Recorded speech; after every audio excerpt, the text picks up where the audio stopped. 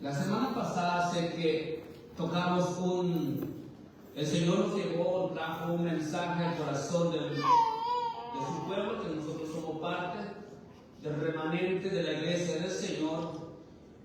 Y decíamos en Gálatas, instruyendo a la iglesia de Gálatas, Pablo le decía a la iglesia, en el capítulo 6, el que es enseñado, dice él, o el que es instruido en la palabra, dice, haga partícipe de toda cosa buena al que le instruye. Y respondíamos, hacíamos la pregunta y nos respondíamos también, ¿quiénes son los encargados de cumplir ese mandato que el apóstol Pablo le da a la iglesia? Obviamente es la iglesia. Y si el Señor nos recuerda a nosotros estas instrucciones que Pablo le dice, el que es instruido en la palabra, o sea, los maestros que les compartan la palabra, ¿acaso es cosa, verdad, que extraña que también en otro versículo dice Pablo, el que instruye, el que enseña, el que predica, también tiene el privilegio de comer también del altar? Dice que del altar sirve, del altar come. Y decíamos que en el contexto del Antiguo Testamento, como en el tiempo de Jesús y nuestros tiempos, el problema que se ha dañado tanto el Evangelio de Jesús. Y vimos también unos versículos que hablan sobre los falsos maestros, los falsos profetas, falsos pastores, que también el apóstol Pedro ya de antemano, hace aproximadamente 2000 años atrás, escribió una de sus cartas dando instrucciones, que vendrán maestros que harán mercadería de la gente, de la iglesia del Señor. Estaba profetizado esto. Y Pablo también, cuando se despide de los ancianos en Éfeso, Hechos capítulo 20, versículo 28, le dice a los ancianos que ellos deben de cuidar, deben de estar alerta, porque entre ellos mismos, o sea, entre los ancianos, entre la iglesia, entre el mismo liderazgo de la iglesia, surgirán maestros, surgirán falsos, y Pablo lo llama lobos rapaces, que no tendrán piedad, dice, de la ley, que Jesucristo lo compró con su propia sangre, así lo dice. Y eso lo vemos hoy en día. Y es muy popular lo que le llaman, ¿verdad?, el evangelio de la prosperidad. Y eso ha venido dañado el corazón de la iglesia. Por eso Pablo, en este contexto, en Gálatas 6, le recuerda a los Gálatas, porque recordando que Gálatas era una iglesia, Pablo les reprende, les dice, oh Gálatas insensatos, capítulo 3, ¿cuán tontos han sido? Hay otra palabra más fuerte, que uno de la traducción lo usa. ¿Quién nos ha fascinado? ¿Quién les ha embrujado? ¿Quién nos ha hipnotizado? La versión dice que después de haber comenzado en el espíritu, tienen que terminar en la carne. Y obviamente en el contexto del evangelio que nosotros estamos viviendo ahora en el siglo XXI, nosotros tenemos que cuidar. Por eso es necesario, iglesia, estudiar la palabra, que cada creyente, cada esposo no tenga solo una Biblia, cada uno de los cónyuges tenga una Biblia, cada hijo tenga una Biblia, pero no solamente lo tengamos como adorno allí, sino que la estudiemos, que la conozcamos nuestras escrituras, para que cuando la hora de escuchar a uno de esos maestros, nosotros podamos identificar qué tipo de evangelio es, un evangelio puro, un evangelio sano, o es un evangelio de la prosperidad, o un evangelio, ¿verdad?, que es mezclado con humanismo, o mezclado con otro evangelio que no está centrado en el evangelio de Jesús. Y la única manera, dice Pablo a Timoteo, cuando le da las instrucciones, capítulo 1, primera de Timoteo, le dice a Pablo a Timoteo, te dejo aquí en Éfeso para que tú no permitas que estos falsos maestros sigan enseñando, dice, su falsa doctrina, pero hazlo, le dice Pablo así, hablando, Pablo le dice a Timoteo, pero hazlo, dice, con limpia conciencia. Primera de Timoteo capítulo 1, versículo 5. Pero hazlo con limpia conciencia. Y esa limpia conciencia, muchos hoy en día no lo tienen. Y es en ese contexto que Pablo le sigue instruyendo a los Gálatas. ¿Y quiénes son los responsables de la iglesia? ¿Y de qué manera se debe cumplir esto? Porque es un mandato. Decíamos que ese verbo está en imperativo, pero es un verbo, un imperativo continuo. O sea, no es una vez, es continuamente. Que el corazón de la iglesia, te recuerdan también que vimos que Pablo le instruye o le escribe también a los filipenses, y los filipenses eran una de las iglesias más dadivosas que Pablo conoció. Y las únicas maneras, y terminamos la semana pasada con esto, que hay dos maneras, y las únicas, fuera de estas únicas, ya es otro evangelio. Pero las únicas dos maneras que Dios ha establecido o que Dios ha mandado, porque es un mandato, que tú no lo sepas o que tú lo ignores o que tú no lo quieres obedecer, ese es tu problema y ese es mi problema, pero es un mandato de Dios. Lo creas o no lo creas, pero es un mandato de Dios. Y el mandato de Dios, que Dios ha establecido en su palabra para el sustentamiento de la iglesia y los pastores, son los diezmos y las ofrendas, que todavía está vigente. Lo demás ya es fuera de lo que es la iglesia de Cristo. De eso es verdad que piden, trae 1000 y Dios te va a dar 10,000. Eso no es el evangelio de Jesús.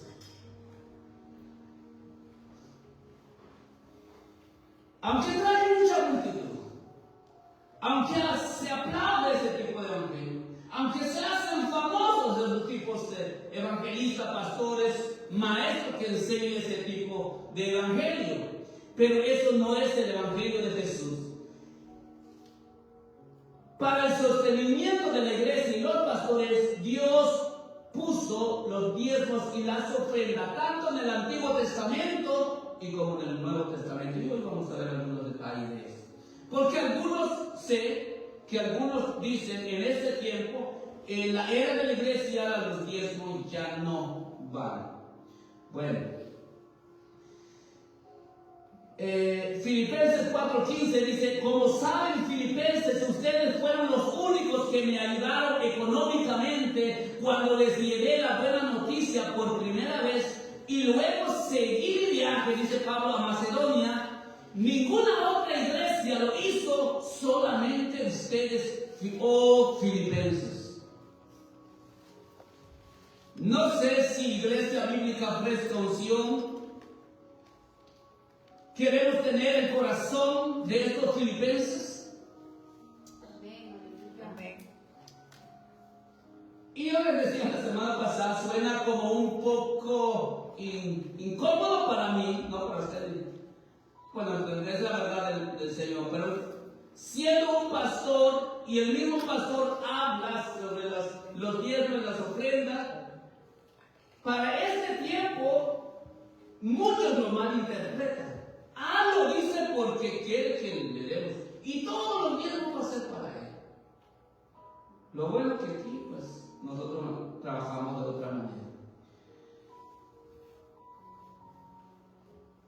Dios, Y hoy yo les quiero llevar a una de las grandes lecciones que el Señor les dio al pueblo de Israel. Y hoy yo estoy seguro que te va a hablar a ti. Amén. Y probablemente te va a incomodar como los incomodaron a ellos. Porque Dios conocía el corazón de ellos, como también Dios conoce tu corazón. Conoce mi corazón. Y por eso yo he titulado Dios mira tu corazón, pero también Él mira tu ofrenda. Y ese mismo contexto, el versículo que leíamos al principio, más o menos el día martes, 3 días antes del arresto de Jesús, de su crucifixión aproximadamente, el Señor del día domingo, domingo de Ramos que lo llaman, Él entra en Jerusalén montado sobre el burrito. Y toda la multitud le cantaba: Hijo de David, Hijo de David. Bienaventurado que viene en el nombre del Señor, Hijo de David. Pero esa misma multitud días después estaban gritando: crucifícale, crucifícale. Bueno, el Señor conocía el corazón de ellos. Pero el Señor entra en el templo, y es el mismo contexto de ese tiempo que estaba pasando, porque el Señor ya sabía por qué subió a Jerusalén.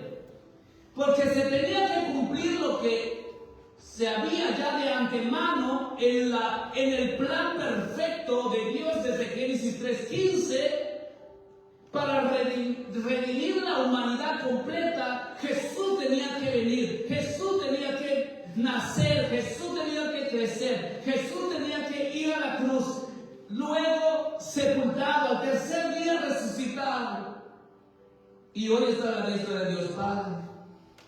Y dice la Biblia que Él sigue intercediendo por ti y por mí. Wow, qué privilegio que tenemos a un maestro que en su fidelidad, aunque usted y yo muchas veces le fallamos, Él sigue siendo fiel. Amén, amén. Pero bueno, el Señor conocía los grandes hombres en los tiempos de Jesús, especialmente en el templo. Miren lo que dice el versículo 41 que leímos al principio, 12:41. Estando Jesús sentado delante del arca de la ofrenda. ¿Dónde estaba el arca de la ofrenda? En la época del tiempo del Señor Jesús, la estructura del templo era compleja y muy grande. Y jerárquica también. Porque estaba el atrio de los gentiles, luego sigue el atrio de las mujeres, luego está el atrio de Israel, que solamente los judíos podían entrar ahí, varones judíos, pero estaba el atrio también de los sacerdotes, y luego llega el lugar santo. Y por ende, el lugar santísimo. Así estaba el templo. Divisiones. Pero Jesús estaba en el lugar donde todos los judíos podían estar ahí, hombres y mujeres, donde estaba el arca de las ofrendas. Y dice la Escritura que Jesús, estando Jesús sentado delante del arca de la ofrenda, y dice, mirando como el pueblo echaba dinero en el arca, y muchos ricos echaban mucho. Hasta ahí, qué bueno. Pero Jesús, que conocía el corazón de estos hombres, que muchos ricos depositaban mucho dinero, mucho. Pero el Señor, que conocía su religiosidad, y es en ese contexto que el Señor Jesús, Dios, reprendió a los líderes religiosos de su tiempo. Y eso incluía no solamente, porque aquí dice que los escribas, más en el contexto, dice que los escribas y los ancianos entran a Jesús y le hacen una pregunta. Ese es el mismo capítulo 12.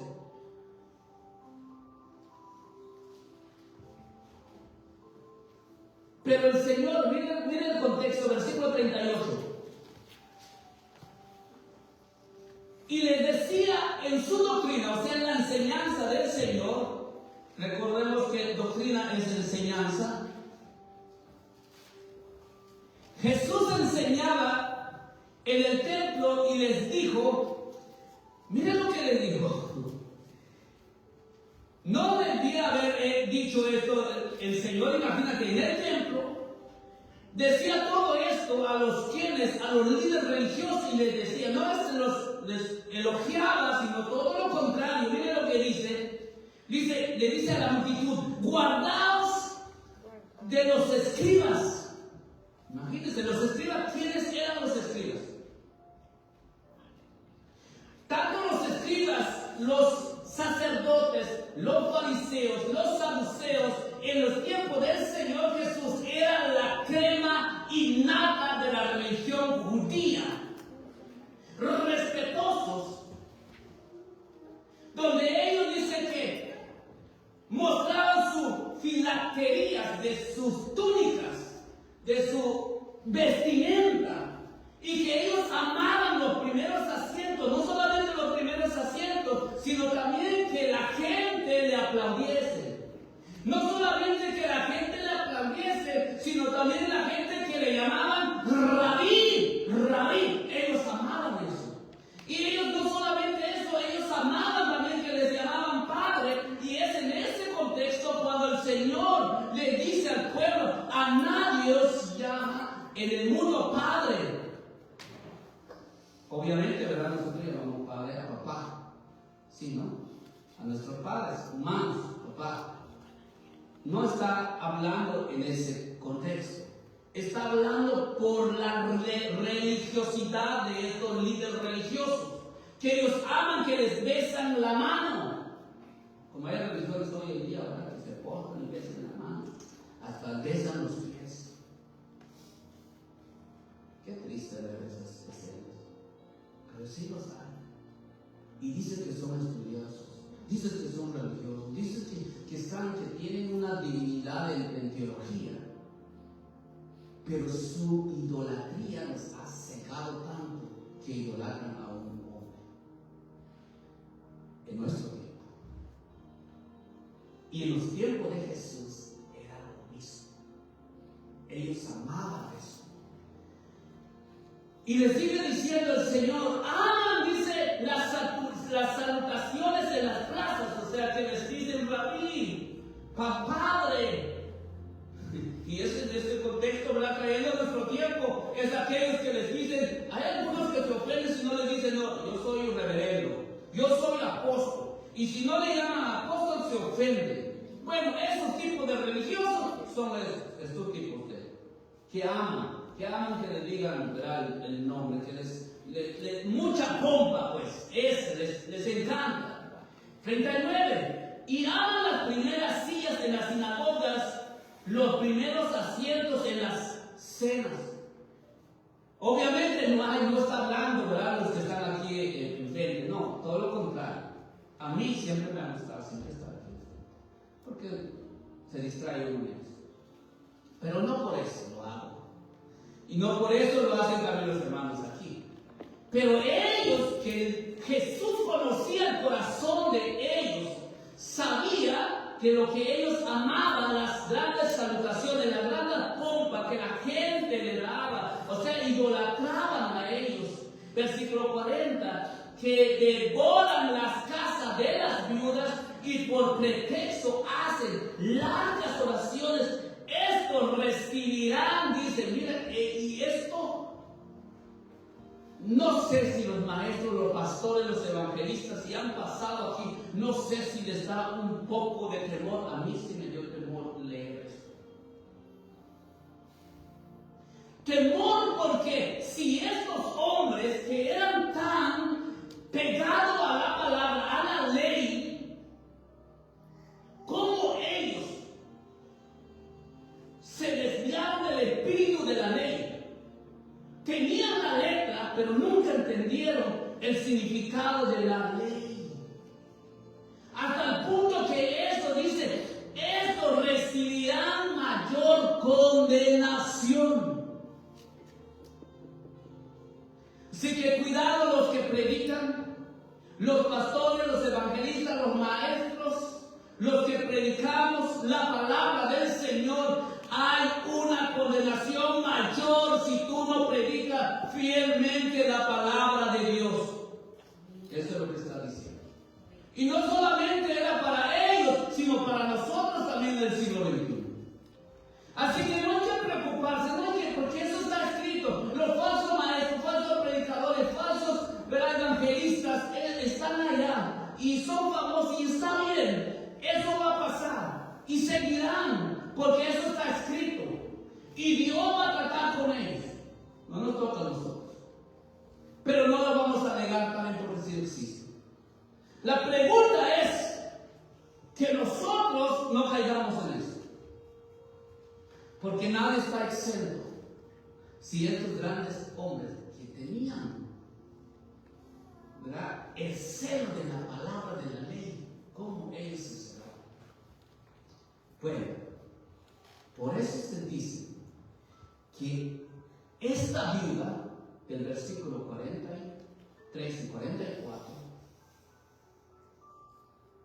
era una de las que, versículo 40, por eso Jesús menciona, y devoran las casas de las viudas y por pretexto hacen largas oraciones. Esto. Porque la demanda de Dios para ellos, que eran los líderes religiosos que deberían no solo enseñar la ley, sino debían practicarlo, vivirlo, un tipo de vida, porque ese es el evangelio de Jesús. Así que Jesús les comparó. El evangelio de Jesús, algunos hoy en día dicen, no, es muy fuerte, pastor, la manera como usted predica, yo no sé, ¿cómo lo siente usted? Acá es un hiper, un ejemplo. Que usted tal vez siente, es muy fuerte la palabra, Señor, una exhortación. Bueno, Jesús fue un poco más fuerte en su tiempo. Y no les decía solamente al pueblo, le decía específicamente a los líderes religiosos en su tiempo, los ancianos, los escribas, los fariseos, los saduceos, los sacerdotes. Específicamente los escribas, porque ellos eran los que pasaban, lo que era el Pentateuco, lo reescribían y reescribían. En la Mishnah de ellos, sus escritos, de hecho ellos decían y se jactaban, los escribas específicamente, ellos decían, bueno, el Dios Padre, el Dios de Abraham, el Dios de nuestro Padre Abraham, le dio la ley a Moisés, y fue directamente a Moisés.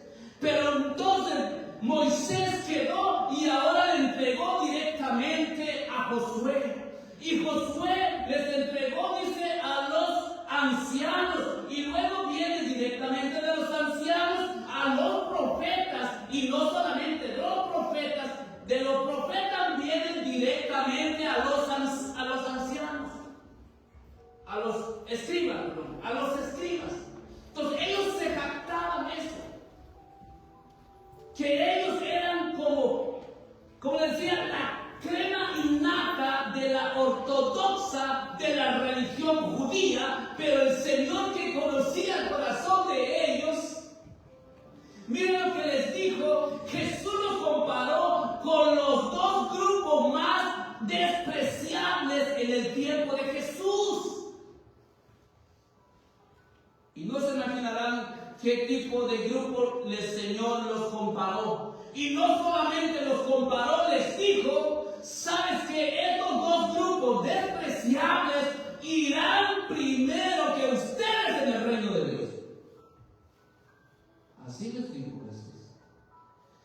Mateo 21:31 dice: ¿cuál de los dos hizo la voluntad del Padre? Dijeron ellos. El primero. Les dijo: de cierto os digo, que los publicanos, que era lo más despreciable porque estaban trabajando para el imperio romano, que los publicanos y las rameras en el tiempo de Jesús, ¿verdad? Hoy en día ya lo llaman de otra manera. Las rameras van delante de vosotros al reino de Dios. Mira con qué comparación hizo el Señor. Pudo haber dicho los ladrones, los mentirosos. No, el Señor usó lo que ellos, a su mente, ellos decían ¿Se recuerdan cuando Jesús entra en la casa de Simón, el fariseo? Cuando fue invitada y entra una mujer, dice la Biblia que era de mala vida. Ellos decían, Simón, el fariseo decía en su corazón, decía: si este fuera profeta, sabría qué clase de mujer que le está tocando, si este fuera profeta. Pero Jesús dijo: Simón, te digo, yo sé que no es amor, pero conozco su necesidad, conozco su corazón, que es distinto al tuyo, en otras palabras, porque ellos sí entienden quién soy yo. Yo entré a tu casa, no me diste agua para lavar los pies, no me diste aceite, no me llamaste, pero ella, desde que entré, dice, no ha dejado de limpiarme los pies, de lavarme los pies. La diferencia, ¿no? Dios conocía el corazón de ellos. Así que con ese tipo de hombres y mujeres que al entendimiento de los fariseos, ¿te recuerdas que el fariseo también orando, Lucas capítulo 18, dice: Señor, te doy gracias? Dice que él se acercó, ¿verdad?, al altar, viendo al publicano de lejos. Dice: te doy gracias, Señor, porque no soy como este. Ellos se jactaban, pero el Señor sabía el corazón de ellos. Así que el Señor los reprendió duramente ese día. Las palabras más duras de Jesús pronunció específicamente a estos líderes religiosos, los ancianos, los sacerdotes, los fariseos y los escribas, específicamente a ellos. Jesús entra en el templo y los principales sacerdotes y los ancianos le preguntan: ¿con qué autoridad hace estas cosas? ¿Con qué autoridad haces tú estas cosas? Porque el Señor dice que con el celo de la casa de mi padre entra y tira, porque lo habían convertido en un mercader. Y el celo del Señor hizo tiró todo. Y dice que los ancianos y los fariseos, dice, los líderes de los fariseos, dice la palabra, o sea, los más altos de los fariseos, entraron y llegaron a Jesús y le hicieron la pregunta: ¿con qué autoridad haces esto? Y Jesús, que era un millón de billones, y no me alcanzaría a decir de billón, más inteligente, más sabio que ellos, sabía el corazón de ellos, les dijo así tranquilo, como el Señor siempre. Con la humildad del Señor les dijo: bueno, yo les voy a dar la respuesta, pero primero contéstenme eso. Dice: ¿el bautismo de Juan viene del cielo o de los hombres? Y bueno, si le decimos del cielo, nos van a decir: ¿y por qué no creíste en él? Y si decimos de los hombres, el pueblo está aquí, nos van a pedrar, nos van a matar. Pues digamos que no lo saben. Y ellos le dijeron: Señor, no lo saben. Bueno, tampoco yo les voy a decir con qué autoridad hago esto. El mensaje del Señor, por rato, ¿verdad?, les da duro, por rato también muestra, ¿verdad?, su lado misericordioso, porque les podía consumir en ese instante, pero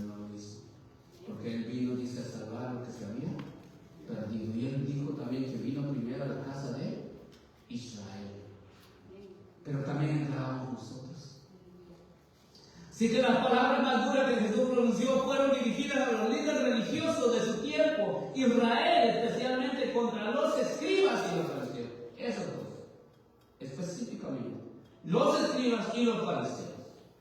Así que la religiosidad puede ser, ¿verdad?, el mayor obstáculo. Por eso cuando el Señor sentado dice a la par del arca, del frente del arca, donde ponían las ofrendas, miraban toda la gente que depositaba, pero también conocía el corazón de ellos.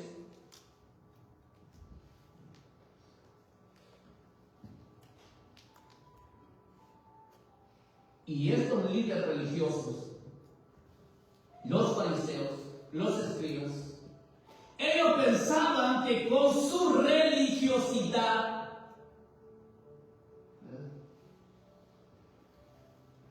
con sus largas oraciones, van directamente al cielo. Con su ropa, ¿verdad?, tan espléndidas, dice, entrarán directamente al reino de Dios. No hay nada de malo en eso, la reverencia a Dios. De hecho, Dios busca que seamos reverentes.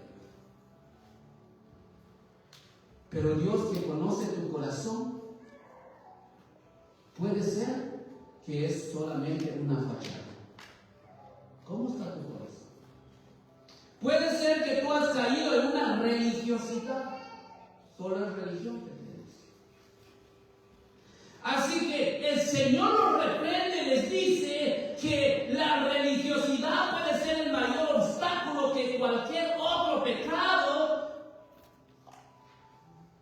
te permita entrar en el reino de Dios.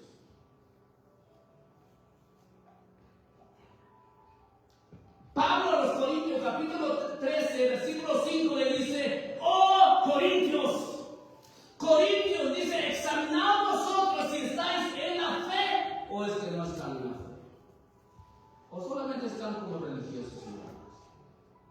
¿Cómo estamos nosotros, iglesia? ¿Cómo está tu corazón cuando depositas tu ofrenda ahí? Para que todos los demás te miren. Porque aquí hay dos cosas que vamos a compartir más adelante. Otros que dicen: no, pues, ¿para qué entonces mejor no hago nada? No doy nada, porque ni tengo. Y otros dicen: no, pues hago mucho. Eso no es el punto. El punto hubiera recibido el Señor como la viuda, como los ricos, pero la diferencia estaba en su corazón. Así que el problema siempre va a ser en el corazón suyo, en mi corazón, en el corazón del ser humano.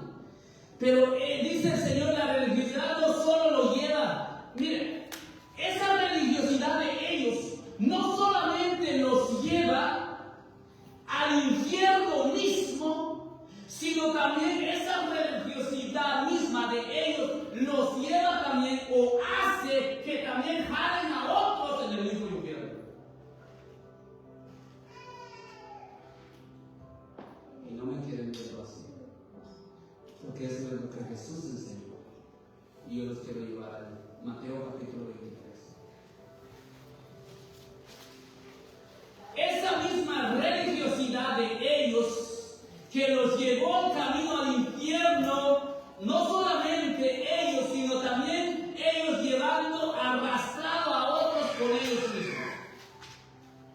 Pues imagínense Jesús hablando de esta manera a los líderes religiosos, la crema innata de la ortodoxa de la religión judía. Por eso algunos dicen que el capítulo 23 de Mateo, fue la gota que colmó el vaso. Fue la gota que colmó el vaso. Por eso dicen el 12:12, y procuraba aprenderle, porque entendían que decía en contra de aquella parábola, pero temían a la multitud y dejándolo se fueron, y le enviaron a algunos de los fariseos, de los herodianos, para que sorprendiese en alguna palabra. Pero mire lo que dice. el Señor en Mateo capítulo 23. ¿Están ahí conmigo? Miren, este capítulo es tan extensa, pero es tan rica. Y disfrútenlo, siéntelo como fuera la miel. Dice, la miel es tan dulce a mi paladar, aunque fuese, ¿verdad? Como lo que dijo el Señor a Juan.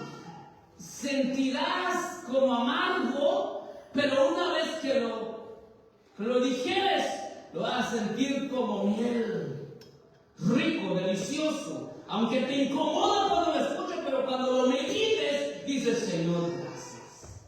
Porque es tu misericordia, por eso todavía me sigues hablando. Mira lo que dice, ¿están ahí conmigo? Mateo 23. 1 dice, entonces habló Jesús a la gente y les dijo, diciendo, en la cátedra de Moisés se sientan los escribas y los fariseos, por eso decía específicamente esos dos, escribas y los fariseos, así que todo lo que digan, que lo guardéis guardarlo y hacerlo, mas no hagáis conforme a las obras, porque ellos dicen y no lo hacen, porque atan cargas pesadas y difíciles de llevar, y los ponen sobre los hombros de los hombres, pero ellos ni aún con un dedo no quieren moverlas. 5. Antes hacen todas estas obras para ser vistos por los hombres, pues ensanchan sus filacterías y extienden sus flecos, sus mantos. Ellos hacen esto. Y es en el Antiguo Testamento, tanto en Número como en Levítico, también da instrucciones al Señor, especialmente en Números. Habla de las instrucciones de la vestimenta de los sacerdotes, y eso el Señor está hablando en ellos, en este contexto, que ellos, el Señor les dijo, les dio instrucciones cómo debían de vestirse, pero era para recordar la promesa del Señor, los mandamientos del Señor, no era para jactarse, no era para que la gente mirara, wow, tan religioso, tan santo, no en ese sentido, obviamente sí va en ese contexto, pero no para que la gente lo aplaude, eso es lo que quiero decir. Pero entonces ellos siguen, y 6 dice, y aman los primeros asientos de las cenas y las primeras sillas de la sinagoga y las salutaciones en las plazas, que los hombres le llamen rabí, o sea, ama que hasta el punto de que los llamen padres. Ellos sería, ¿verdad? Como hoy en día que les digan, ¿verdad? Excelentísimo apóstol, amado y excelentísimo, y no sé qué más podemos hacer, como querubín, angélico, o sea, que de lo más, la más pompa que tú le puedes dar al apóstol, ¿verdad? Entre más, ¿verdad? Pues es